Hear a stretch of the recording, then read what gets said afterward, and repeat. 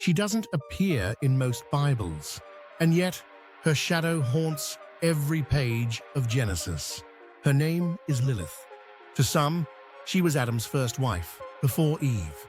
To others, a demon, a thief of children, a winged seductress. But the question remains, if she was never in the Bible, why did later traditions work so hard to erase her?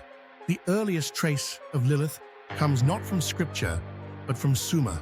In ancient Mesopotamian tablets, specifically the Sumerian king list and mythological texts like the Epic of Gilgamesh, we find mention of Lilitu or Ardat Lili, a wind spirit or night demon associated with storms, illness, and the stealing of children.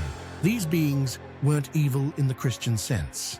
They were chaotic, dangerous, feminine. This image of a winged female night demon would persist throughout ancient belief systems. In the Babylonian Talmud, Lilith is only briefly mentioned, but even that is telling. She is said to have wings, long hair, and to cause nocturnal emissions.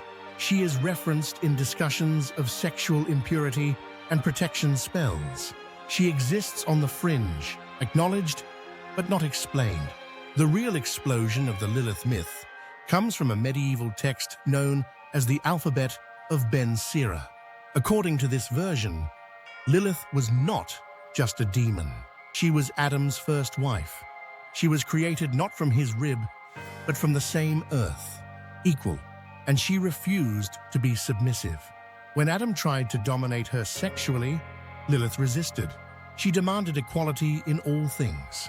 When denied, she uttered the ineffable name of God, a power move, and flew away. God sent 3 angels to retrieve her. They threatened her with death and the loss of her children. She still refused to return, and so she was cursed. Lilith was condemned to roam the wilderness, to watch 100 of her offspring die each day, to prey on the children of others, to seduce men in the night. But she never bowed. That's what made her terrifying and powerful. Lilith was a woman who said no, and in a religious tradition that valued obedience, that made her dangerous. She was turned into a symbol of all the things a woman shouldn't be: independent, sexual, defiant. A figure rewritten to scare women back into silence. In Kabbalistic and mystical Jewish writings, her role deepens. She becomes the bride of Samael, an angel associated with destruction and severity. Together they represent a dark mirror of divine order, a demonic couple who rule over chaos and temptation. Lilith's image appears on amulets, drawn with wings and claws, flanked by protective inscriptions. Her name is invoked to ward off evil, but also, perhaps, to recognize it.